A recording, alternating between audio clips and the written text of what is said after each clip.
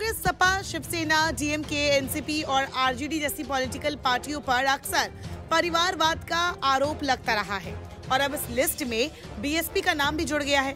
मायावती ने अपने भतीजे आकाश आनंद को अपना सियासी उत्तराधिकारी घोषित कर ये साफ संदेश दे दिया है कि उनके बाद पार्टी की कमान उनके परिवार के पास ही रहेगी। परिवारवाद वाली परंपरा को लेकर चलने वाली पार्टियों की लिस्ट में साफ तौर पर बीएसपी का नाम भी अब आ गया है।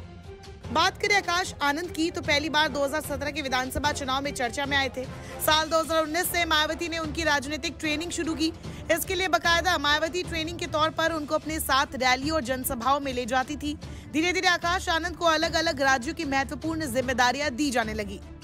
मायावती ने जब आधिकारिक तौर पर सिर्फ एक ही नेशनल कोऑर्डिनेटर तय किया था, इशारे तभी साफ हो गए थे। पार्टी में अध्यक्ष, उपाध्यक्ष और नेशनल कोऑर्डिनेटर ही सबसे महत्वपूर्ण पद होते हैं। आकाश आनंद के पूर्णतः नेशनल कोऑर्डिनेटर होने से पहले उनके साथ राज्यसभा सांसद रामजी गौतम भी इस पद में हिस्सेदारी बटाते थे, लेकिन मायावती के ऐलान के साथ आकाश आनंद की बीएसपी के इकलौते नेशनल कोऑर्डिनेटर घोषित किए गए। उनके साथ ही आकाश ने पार्टी को मजबूत करने के लिए पूरा प्लान बनाना शुरू कर दिया है।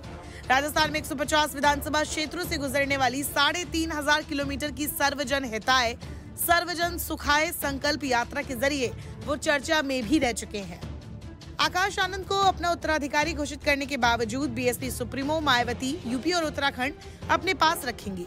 इसके साथ ही महत्वपूर्ण फैसले भी अभी वो करेंगी। 2024 में बहुजन समाज पार्टी किसी सियासी दल से गठबंधन करेगी या नहीं करेगी, पूरा फैसला मायावती ही तय करेंगी।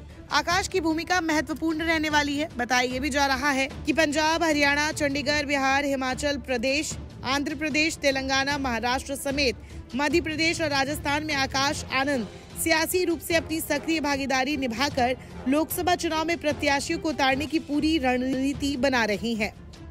आकाश आनंद ने इन राज्यों में बीते 5 सालों में लगातार कई सियासी दौरे भी किए हैं।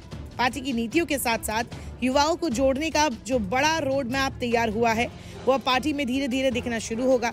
युवाओं को पार्टी से जोड़ने को लेकर बीएसपी सुप्रीमो मन बना रही थी। भीम आर्मी के चंद्रशेखर की बढ़ती लोकप्रियता और बाकी पार्टियों की युवाओं को लेकर बनाई जा रही रणनीति की वजह से मायावती को भी ये फैसला लेना पड़ा। राजनीतिक विश्लेषक मानते हैं कि देश के जितने भी दूसरे दल हैं, वो युवाओं के माध्यम से अपनी रणनीति को और विचारधारा को आगे बढ़ा रही हैं। इसी दिशा में आकाश आनंद अब बीएसपी के आगे की रणनीतियों को विस्तार देंगे और युवाओं के माध्यम से बीएसपी को न सिर्फ मजबूत कर आगे बढ़ाएंगे, बल्कि भविष्य के लिए पार्टी को तैयार करेंगे। नमस्कार, मैं हूं मानक गुप्ता। अगर आपको हमारा ये वीडियो पसंद आया हो तो इसे लाइक और शेयर जरूर करें और हाँ, हमें सब्सक्राइब और फॉलो करना ना भूलें ताकि आप देश और दुनिया की कोई खबर मिस ना करें। तो जुड़े रहिए हमारे साथ और देखते रहिए न्यूज़ 24।